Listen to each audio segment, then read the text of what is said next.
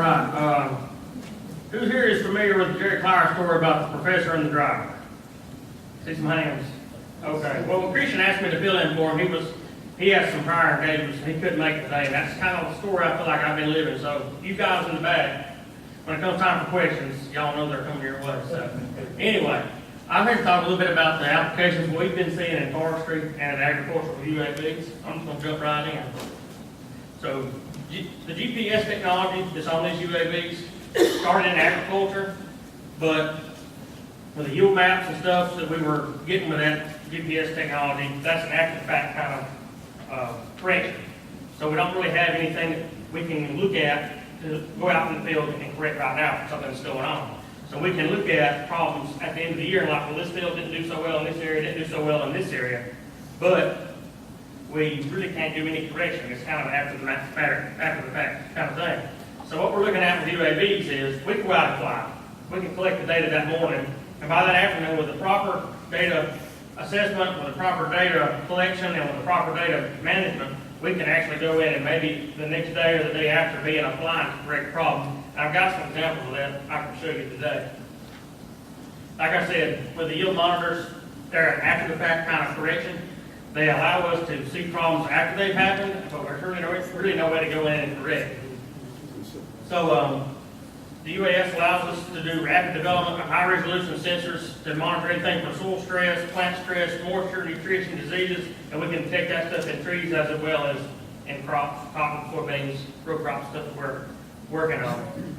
The top four layers of sensors that we are currently researching at Auburn, an RGB camera is your typical red, green, blue. That's what you have on your cell phone. It's just an image, what you're looking at. The near infrared, NIR, it allows us to basically see crop health. So we can see plants that are stressed before you can actually see their stress with the human eye. So they'll emit different levels of NIR that we can pick up with these cameras, and we can pick up that stress early, which I'll talk about later. And also multispectral does a little better job than NIR as far as picking up on the stress, but it's a good deal more expensive camera, so it's kind of harder to get in that. And of course, thermal, everybody knows what thermal imaging is.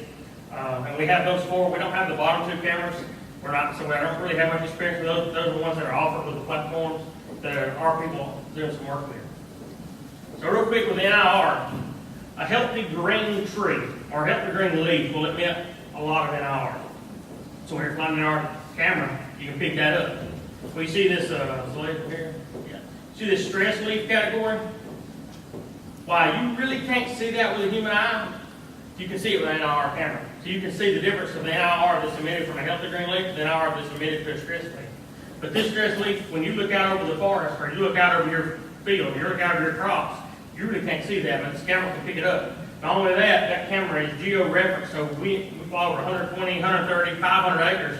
We know within a couple of inches where each pixel on the ground is.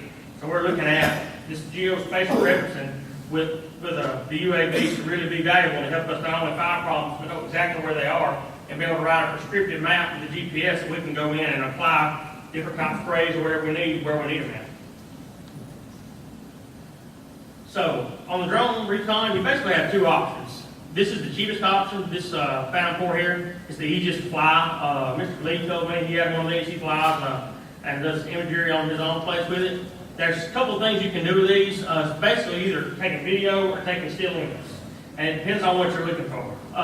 We've actually flown them for some farmers looking for how ready their wheat was to pick. They said, well, can you look and just give us an idea what it looks like up there? We fly it up and let them look and come back down. And you can get live feed from this. That's something that you can't get from the planes. And a lot of people like just like this filter buncher over here that we were monitoring on a production study, we can fly up, we can watch live feed while it's actually operating, something that you really can't get with planes. So the fixed wing aircraft, that's what we're doing most of our research in. That's what has our multispectral and our NIR cameras. That's the EVA there. I think we've seen one out in the lobby out here. And this example is some NIR imagery. This was with a Southern Nursery Co-op, Shillman, Georgia, Arbuckle, and Super Seedlings.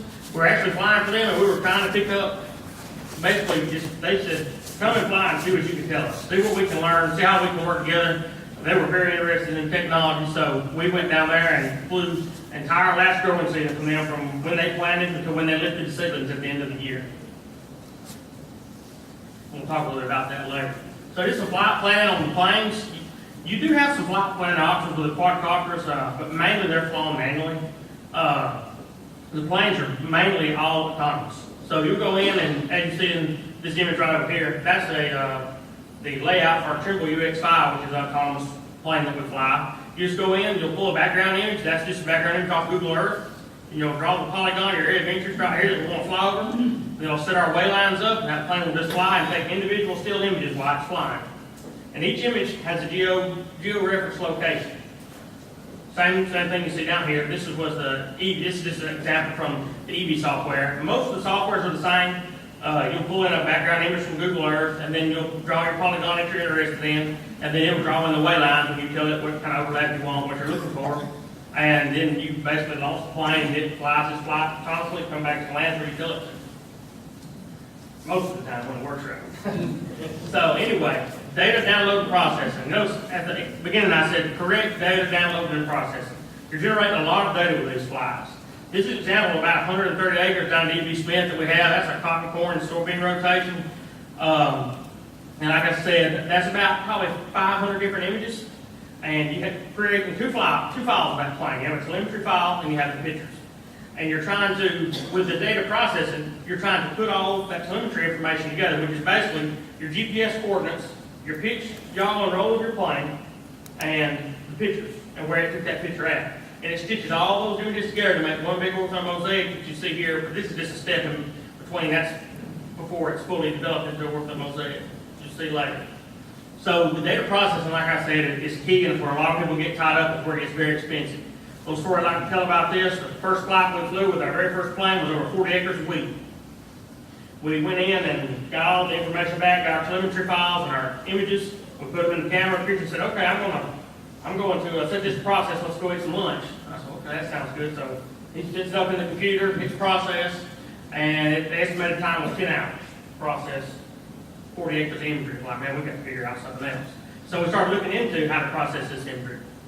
Pix4D is a company that we're using a lot because they will process any imagery from any plane, and we fly a lot of different planes and a lot of different cameras and do a lot of different test stuff. So that's who we work with, but you can also go with some companies like Data Mapper, that's through Precision Hawk or Drone Deploy, that offer the flight software and the imaging software, along with the processing software that all works together. It just kind of depends on what you want to do. And you have two options after you buy the plane and the cameras and all that. You can go through the cloud-based option, which you send it to someone like Data Mapper and Drone Deploy. Those are two that you send them the files, they process for you, and they send you back the ortho mosaic. So you don't have any trouble with headaches. You fly, collect imagery, and send it to them. Or even you buy a workstation, which the one we have is a multi-terabyte drive with a boatload of RAM. They're looking at about a $5,000 workstation to be able to process 150 to 500 acres in anywhere from an hour and a half to 4 hours, depending on what we're looking to do. So down to some of the imagery and some of the cool stuff that we're looking at, that's kind of what you get into. Now this is some of what you get out of it. This is NDVI imagery over, like I said, this was a nursery in South Georgia. This was first, second, and third year growth on pine seedlings. And that's just an RGB image. Like I said, it was just like you pick it with your cell phone. But that's a combination of probably 500 images all put together to make one ortho mosaic. And we had the fields labeled for numbering and field scout that we did to kind of compare some of this imagery. So what you see here is, like I said, these are really good looking green lines you see here. There's not a lot of yellow in them. There is some yellow down here that we'll talk about later. But those look like healthy stands. And we thought, well, this looks like good growth. Let's go out and see what, we'll put our GPS locations in. Let's go look at it. Those two areas there in particular, we looked at. You see them there. It's good canopy closure. The manager said that that's exactly what he wants. There's no signs of any kind of chlorosis. There's good closure. The signals look great. Now, here's a concern. As you can see in these rows here, we have yellow and there's a little bit of red in these rows, so we put in our GPS. Let's see it better there. And we went to those locations. And that was flown on the exact same day, September 27th. And you see those signals there. And you can see there's not very good closure. They look sickly. The manager said he probably thought that was the third year of growth, so he said fumigation was probably wearing off and he was going to need to fumigate. And also could be chlorosis or some other things. But anyway, that's just another example. You see the stuff right next to it. Those signals look great. And these signals look very sickly and they're probably not going to be sold. This is a success story we like to tell about early detection of problems. So we were out flying in Jasper, Texas, and we asked the nursery manager, show us your best growth and show us some of your worst growth, and we want to be able to fly and look at what we're seeing. So we flew with what he said was good growth, and it was great. But we also flew some other areas he said was his best growth and best genetics, and we found problems, as you can see right here, all this red that's within this, outlined there. So we just picked a couple of points out, the worst looking points, and we walked out there and we told him, look, we think there's a problem there. He said, well, I really don't think there's a problem there. That looks great. My guys just checked it. Okay. So anyway, and when you rode down the side of the road, it all looked great out there. But once we got out there, this is what we were seeing. We were seeing not very good canopy closure and stunted growth on these trees in several places and right in there. And more corrosive yellow on those panels, and it said that's not looking that great. The manager was actually able to go in and correct through leaf fertilization, if I remember correctly, and some other things, and actually be able to sell those seedlings and make them better seedlings. So we picked up problems that he was not able to see or didn't know was there just from driving down the side of the road. We flew over it, picked it up, and because these images are Geo Reference, we put the point right in the GPS, went right to it, and found these problems. So this is kind of switched gears a little bit out of health. I was looking to some height modeling and looking at heights on crops. This is in Columbus, Mississippi. This is a site that we have where we're looking at hybrid poplar growth for bioenergy and biofuel production. As you can see, this image down here, this is a orthomosaic draped over a three-dimensional point cloud.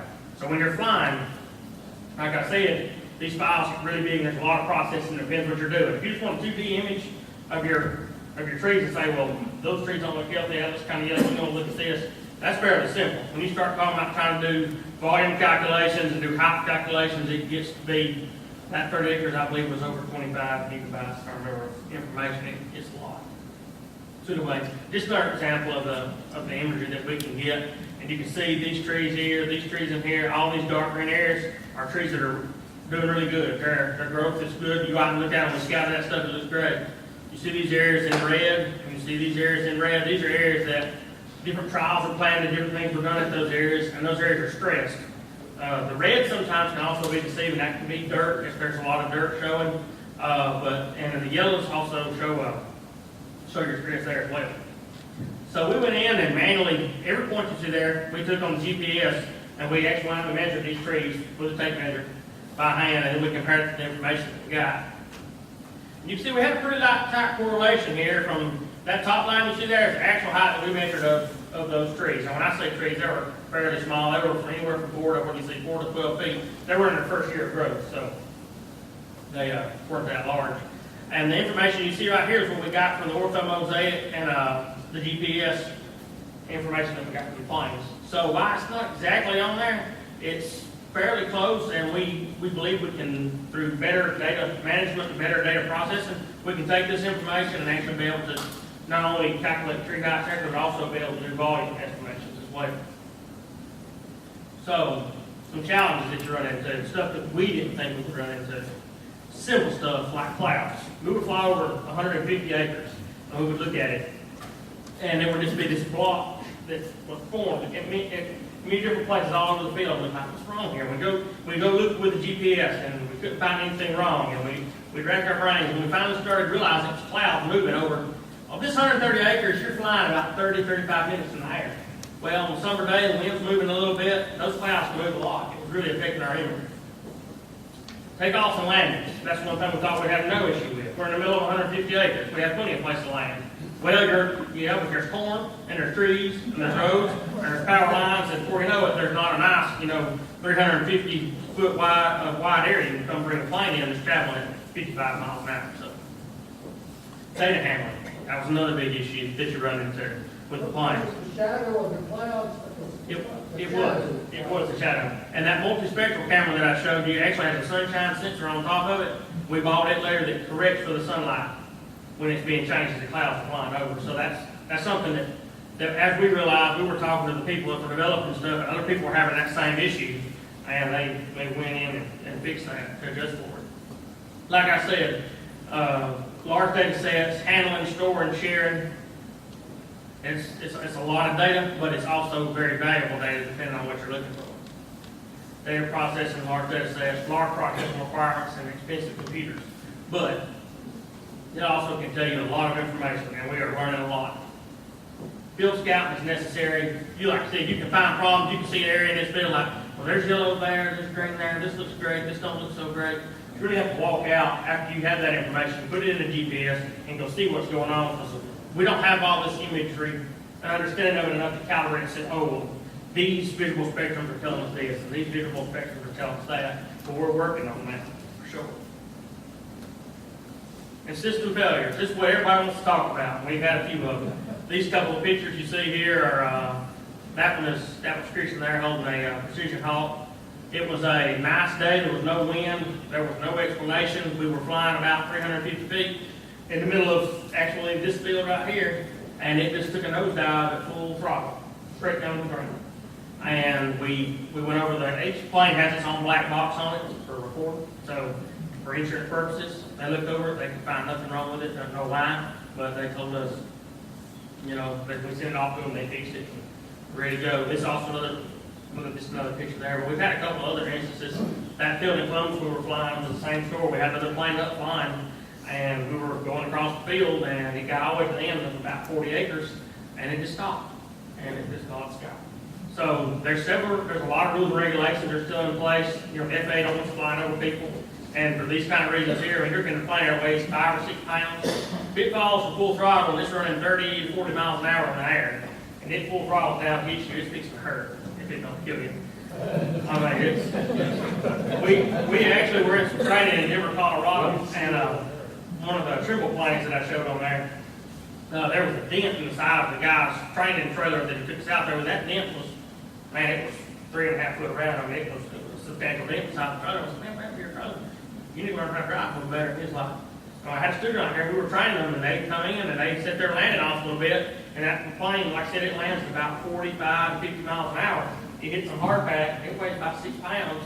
Well, 6 pounds to 50 miles an hour rocks a big dent in something. So, but anyway, so thank you for the time and attention. I know it's a lot of information on your time short, so I'll be glad to answer any questions. Or what are the laws governing the overflight of someone else's property by a drone? You're not supposed to do that without permission from the landowner. You're not supposed to fly over anybody else's property or any individual that's not in agreement with the flight, and that is against the rules. Now, the FAA in 2016 in August come out with different regulations. You no longer have to be a pilot to fly these commercially, but you have to take what they call a UAV operator's test. So it's kind of equivalent to getting your driver's license. It's about a 50 or 60 question multiple choice test. When you take it, you can get an operator's license, and then you can fly commercially. But you have to fly by all the rules and regulations. So yeah, you can't fly over people. And that's another trick that we run into in forestry, kind of do some volume estimations and height estimations. The FAA still has in the rules that you must maintain line of sight. If you're flying over 20, 30 acres, it's pretty easy to get back far enough to watch it from a distance. Because you can fly, a mile out and still see it flying. But if you're going over 400 acres, it's getting there where you can't hardly see it. So there's kind of a trick in there. Any other questions? James, thank you so much.